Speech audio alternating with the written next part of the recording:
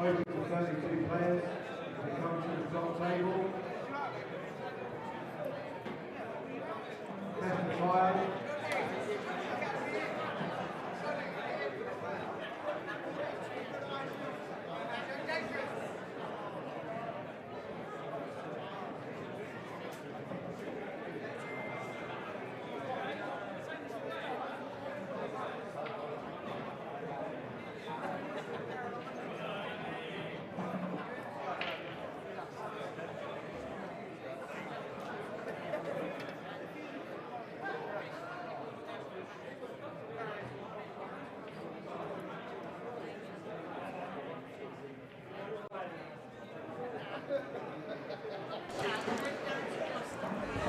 Good evening and welcome back to the Hilton Metropole. Got a bonus match for you up next, the quarter-final of the Jason Owen Open, Shaun Chipperfield against Neil Raybone. So this should be quick fire in every sense of the word, just best of 9 this match. Anyone that's ever watched Shaun play before will realise just how quickly he goes about it. Yeah, a little contrast in styles as well. Neil, not known as a slow player, but he's definitely more considered than Shaun. I think pretty much everyone's more considered than Shaun, but yes, I know what you're saying. That's true, yeah.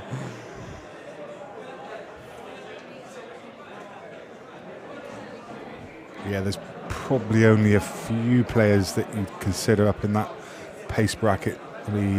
Someone like Craig Lakin and Darren McVicker are all up there with Shaun as being the quicker players. Well, it's one of the more considered breaks we've seen. He took quite a lot of pace off that one. Which, in fairness, has been working quite well. There hasn't actually been much of a need to hit the break too hard. Players have been having decent success just getting a solid hit on the front of the pack. I think this kind of short format suits Chippy pretty well. He often seems to do quite well in these sort of quicker competitions, slightly shorter formats.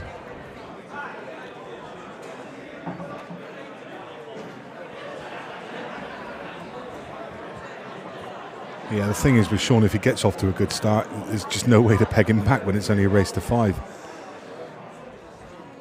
You know, if it's a longer race, maybe a race to 11, then at some point he's gonna give you a couple of chances, because it's not often that he keeps up that momentum. I mean, if he's playing well, he's pretty much untouchable. But it kind of comes in spurts. Yeah, it comes and goes within matches and within seasons. Although it's there more often than it's not there. Yeah, I guess if there's any criticism aimed at Shaun, and it's difficult to criticise a player of his calibre, then it probably would be his consistency. And I think that little lack of consistency probably really comes from the fact that he is so fast-paced. Like, when he's on it, it's blinding, because he doesn't miss it. He doesn't miss anything. But when he's not on it, when he doesn't turn up with that game, then it can sometimes look a little ugly. Yeah, I mean, when he's on it, it's ridiculous. His cue actually is just so effortless. He just draws the cue back, barely feathers it, puts Yeah. it through, gets so much action on the ball. Yeah, there's pretty much one feather and then pulls the trigger. Yeah, Raybone just lost a very tense quarter-final in the main event against Dave Fernandez an hour or so back.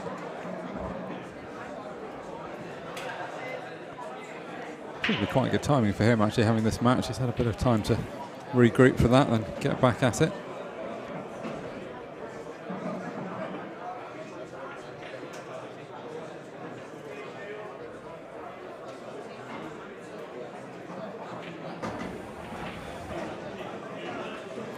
I think a lot of the players enjoy playing Shaun. It's kind of always a good game. I mean, it's good to watch him when he's at the table, but you don't get involved in any messing around, nothing silly. He just plays a fast, open game. Shaun already out of his chair, realising that Neil was going to play a safety shot there, and he was almost at the table before Neil was through the shot. Just under hit that slightly from Shaun. He's given from Neil. He's given Shaun the edge. Whether he can get through to the potting angle, I'm not quite so sure. And Shaun's looking at it from the other side of the table. Yeah, it's pretty tight. It's not very often he even bothers walking around the table. He normally just takes one look at it and smashes it in. Yeah, so he couldn't quite see the potting angle.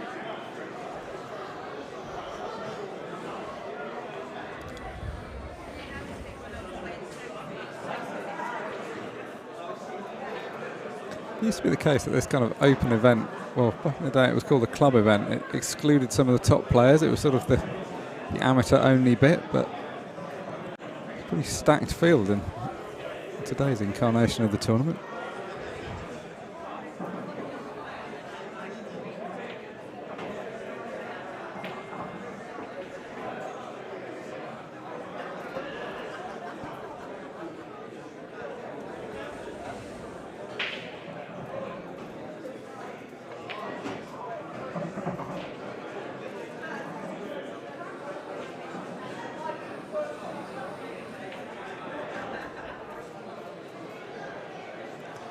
The 3 matches immediately in front of us, got at least one world champion in each one. We've got Shaun Chipperfield, former WEPF world champion, playing Neil here. Callum Singleton is playing Adam Davis, the 2011 WEPF champion, on table 2 behind, and then Jack Whelan and Neil Davey on the other table in our eye line.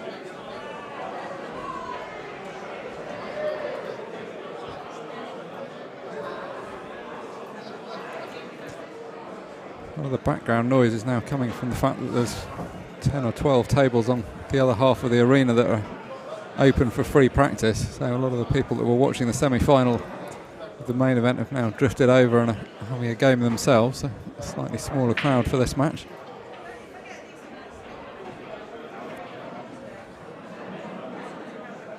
I don't think that's the worst thing for these players. They don't desperately want to be playing in a silent atmosphere. The fact there's a bit of noise, kind of what you'd expect later on a Saturday night.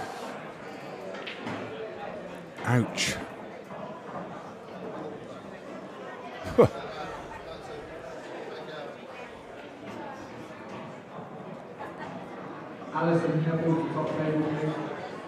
Just talking about Neil Davies, some good results this weekend so far already, and in this event today, his opening game 4-1 against Richard Robinson, and in the 1-2-8 he was 4-1 again against Andy Williams.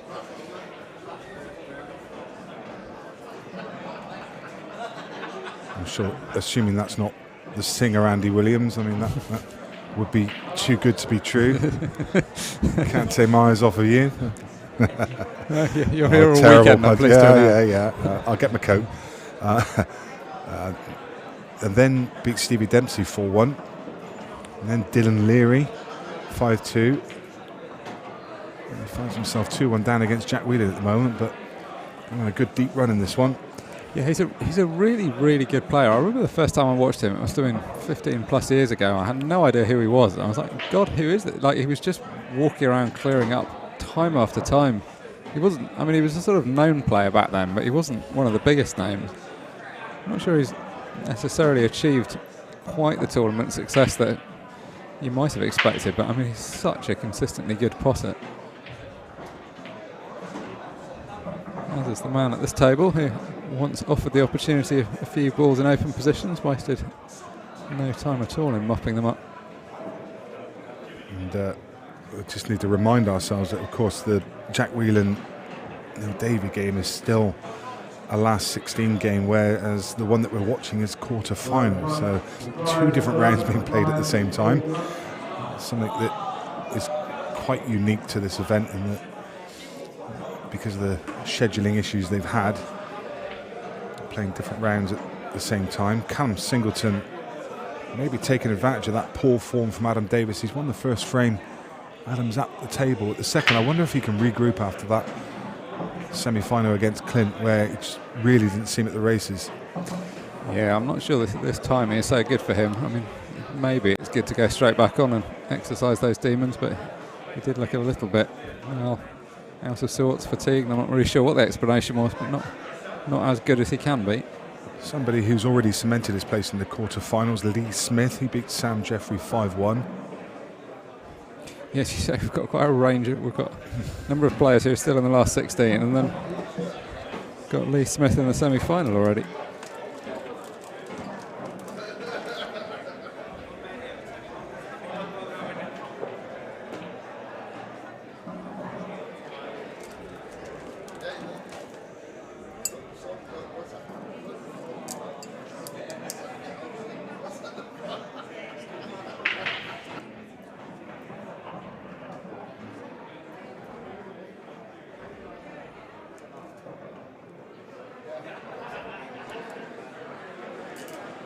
Shaun so confident in his position in this game, he's not bothered putting the score up yet. We're taking this score that you see on your screen directly from the arena, so the players are controlling it.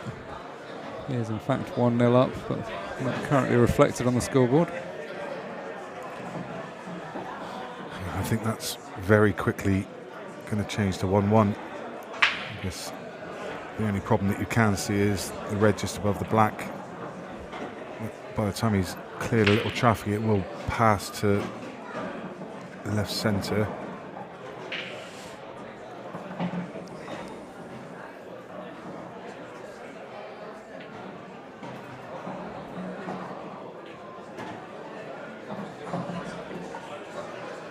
And so you can play this red to bottom left, just chop through for the one below the black. And then again, just a little follow through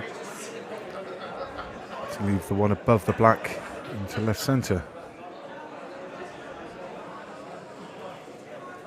And I see,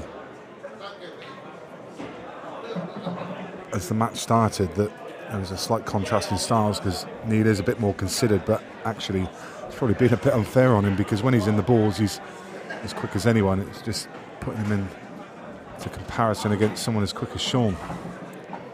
Yeah, absolutely. I mean, he's flown through his curves. Hasn't he just? He's taken them well as well. I mean, he's made them look like they were really easy, but there was actually a bit of work to be done navigating that layout. That looked like a knock down the club. Yeah. It just looked like he'd thrown the balls on the table and he was just having a little knock down the club. Brilliant. So 2 of the 9 frames played already, 1 apiece. I see Shaun kind of rubbing his eyes. I did see him a good couple hours, 2-3 hours ago, when he was playing Joe Nolte. I could see him constantly blinking, and I know that he suffers with his eyes. He wears contact lenses.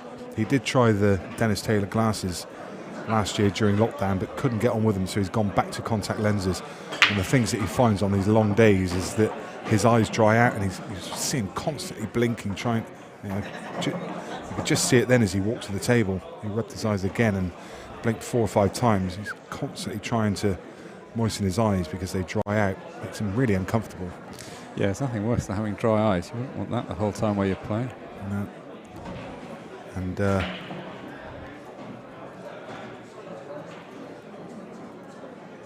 while we were saying that, obviously Neil in off. So giving Shaun a chance at the yellows. And set your stopwatches. I think in about 40 seconds time, he'll be reaching for the balls to rack them up. One thing he's particularly good at is getting right the way through the cue ball. Like some people on delicate shots kind of quit on it. He just throws the cue all the way through, whatever the shot is.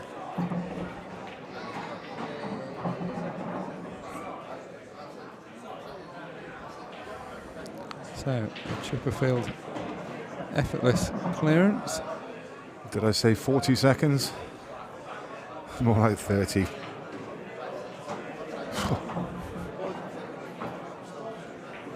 It's the ideal format for a streamed game, isn't it? People ever complain the frames last too long. There's going to be no complaints of that tonight.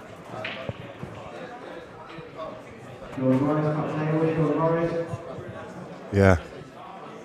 Those world rules, 40-minute frames. Curse them. For 40-minute matches, I think he considers to be too long. Yeah. Is Shaun Morris in the building? I doubt for 1 second that Shaun's been involved in a 40-minute frame in his life. No.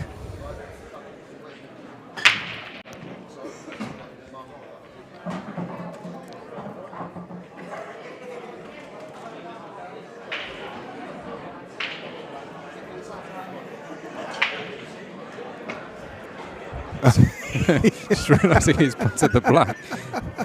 It was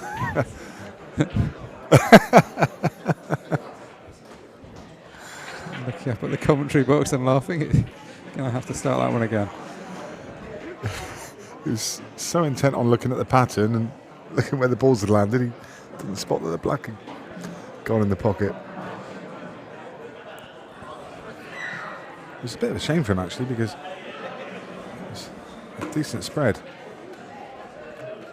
I don't think it will phase him one bit. Goes back and that was the other funny thing about it. He actually put his break cue away and got his playing cue ready. Back to the break cue. And business is commenced. Yeah, he'll be relieved his pots. You so often see somebody has a good break, pots the black, and then breaks dry the next time. Yeah. It drives you mad.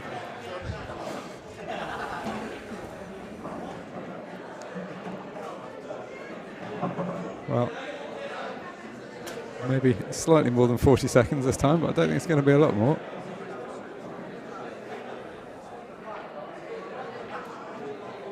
Okay, listen up, with the flyer. We get the first few matches on now. So on table number 4, there's no cards. I think just play best of 5 and let the top table know the result. The best of 5, let the top table know. So on table number 4, Carl Manning, John Kennedy. The ball that's causing him the problem at the moment is the red just to the left of the blue spot. It's kind of in the path of everything through the middle. It just makes his clearance a little awkward. He wanted to finish straight on this yellow to bottom corner. Just off straight. Yeah, and again he needs to come around and look at the angle, which is something you don't normally see him do, but would desperately want it to be another inch of pace. Would have made this again a formality. We saw this earlier. Managed to play it gently enough just to kill the cue ball. I don't know. I think he's just off straight the wrong way, which is why he's stopped in his track. He is it off the jaw. Yeah, he can nick a bit of the pocket here, and yeah, I think he's fine. He can just screw straight back. Yeah, you just want to hit this gently, try and get the spin on without hitting it too hard. Yeah, there we are. So we apologise for the calling in the background. It seems to have gone up a bit of volume. And if you're wondering what they're calling, they've actually set up a flyer match. So they're playing a flyer, like a £10 flyer, I think. Yeah, it's not something you very often see at these tournaments, but it's quite a good idea, given we've got a lot of tables free at the moment, and there's a lot of people standing around with cues looking like they're keen to play. So yeah, I think I saw Neil Thomas mention it last night. He said a lot of the action should be done by 9 o'clock, and we're thinking about doing a flyer. So everyone being called to the tables. On table 21, Dave Mark Williams. Dave Mark Williams on 21. He gets the ball back to the running So I heard in the middle of those names they call the name of Zach Leonard, so it's a table technician turned pool player. He's obviously entered the flyer, fancies his chances. Zach been doing a fabulous job over this weekend, brushing, ironing the tables, keeping them all level. He was the man who set up most of these tables. Yes, and it's hard to say what a big job. We've all turned up and gone, oh, that's nice, there's 28 tables in this room, but of course there weren't 28 tables in the room on Wednesday, so somebody had to bring them all in and set them up and level them.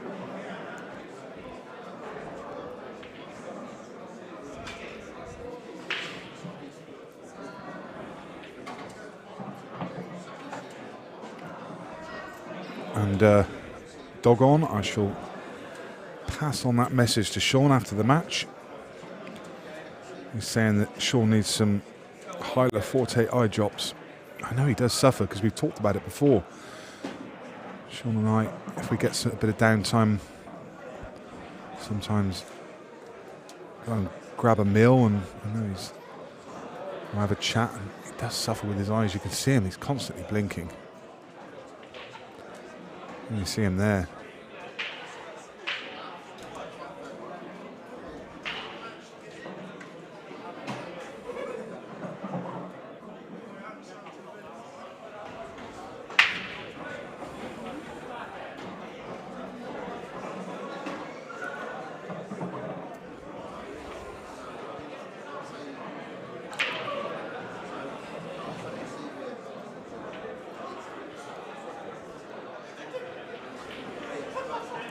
Kind of one extreme to the other here. We've got the 3 tables of the elite competition going on, and then a couple of tables gap, and then the midnight flyer starting, where it's fair to say we don't have quite the same dress code from some of the people that are wandering in. Yeah. Shorts and baseball caps and so on and so forth being worn. Why not?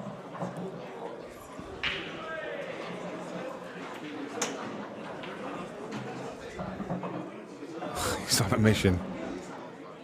So, 4 of the 5 frames in the books already. Just 1 away from victory now. 4-1 with the break in the next. What odds would you give on a Neil Raybone comeback from here? Yeah, it's just, when you're sitting in your chair, it's just hard to imagine where the chance is coming from. Shaun just always looks so confident. Everything just seems to be flying in. You kind of have to make your own luck. He's not just going to gift you something.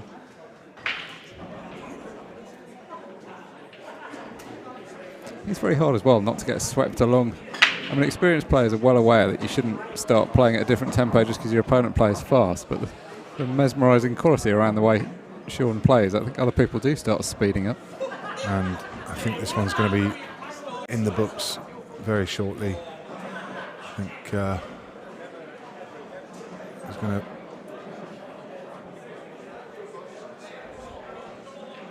take red, you think? I mean, I guess you could make a case for either, but I think it needs to be reds.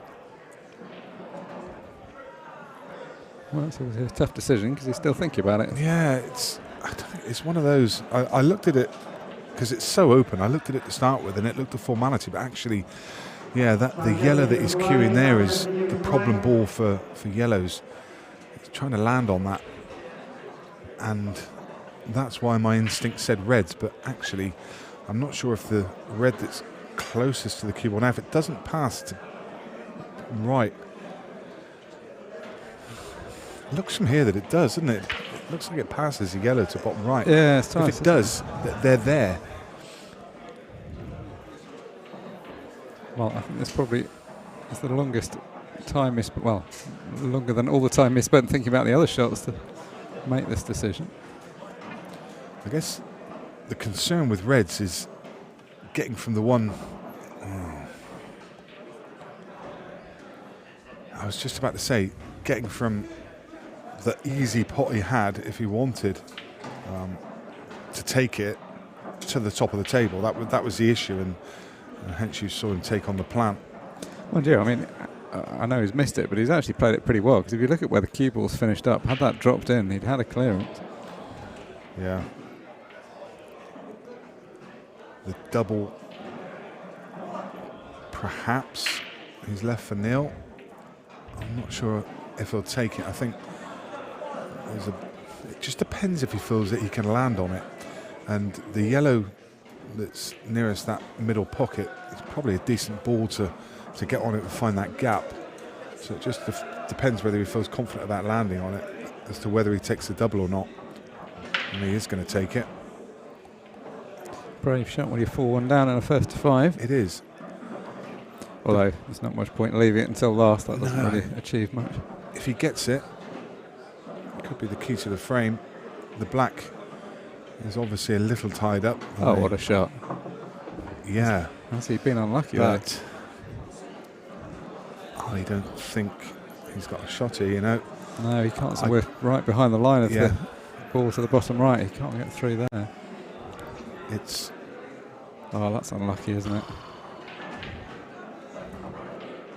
If he just cannons that an inch further down the table, he knocks the red out of the way and has got a choice of yellows. I think he's going to play cushion first, which increases the level of difficulty, especially given that the yellow's probably 3-4 inches out from the pocket, so he needs to nail this. Yeah, hitting it's all right, potting it's tricky. And he's also playing it with swerve, because he couldn't quite see the angle that he needed to hit to get the shot, so he had to play it with a little bit of right hand side to bend it through the gap, which increased it even more. And that, unfortunately, I fear maybe his last shot of this tournament. Yeah, I think that's going to be weekend over, and Neil Raybone will probably feel quite aggrieved actually, because he's just lost a hill in the quarter-final of the main event against Dave Fernandez, and now just pretty much been blown off the table by the firepower of Shaun Chipperfield. Really had too much in the way of chances in this one. No, he's played such a good double A. I feel for him not landing on the next ball.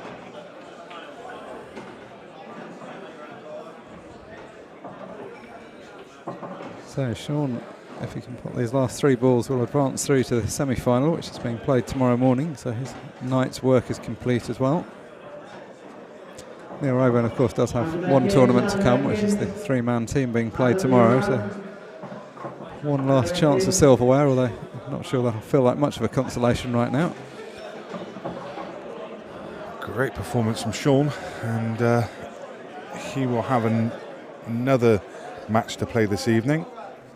Sorry, I tell a fib. That, of course, was his quarter-final match. What am I saying? There's one game still ongoing in the last 16 as Callum Singleton and Adam Davis had 2 apiece. That, of course, was Shaun going through into the semi-final. So he will play Lee Smith, and that one's scheduled for 10 o'clock tomorrow morning. So we'll definitely be back with the action at 10 tomorrow morning. In the meantime, I'm not sure if we're going to show another game on this table. I know that John McAllister against Jack Whelan's coming up, but I don't know if it's going to be on here. We'll see. We'll see what the organisers have in mind for us. We'll try and get you some information. Keep an eye out on the webpage, but also if you've subscribed to the YouTube stream, then you will get a notification bell if we do go live again.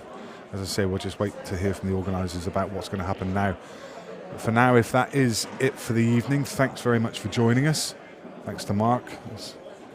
Commentary today, it's been great, and yeah, definitely be back with the action tomorrow morning, maybe back with the action tonight. Keep an eye on this space. See you soon.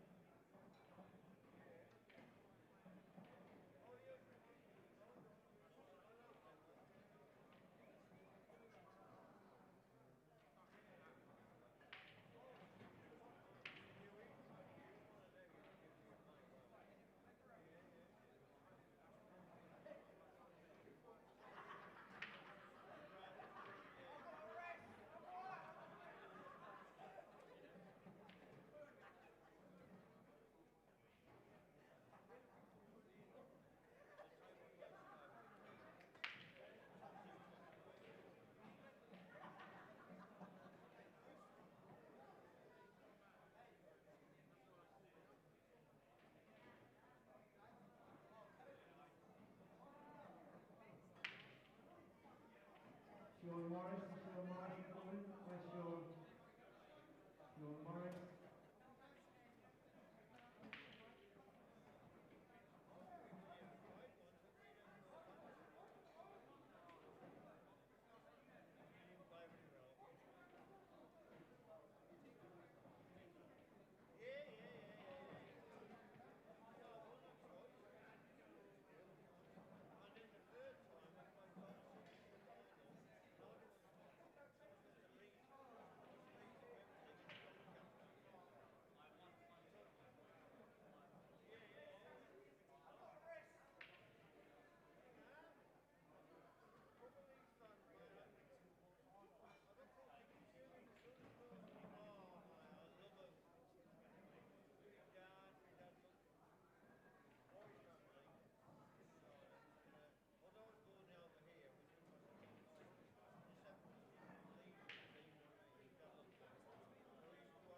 Chris Paniatu, where are you, Chris? Chris Paniatu.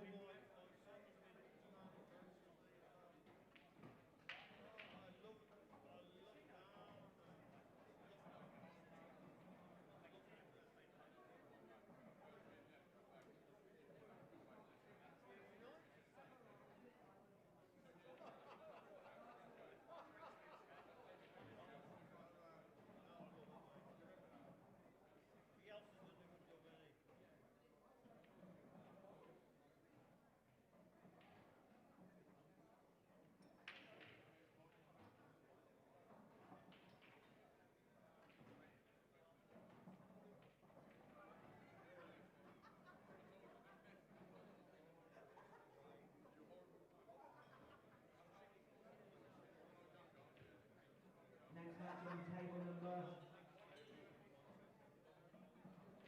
5, Chris Paniatu, Dean Wilson, table 5, Chris and Dean, table 5.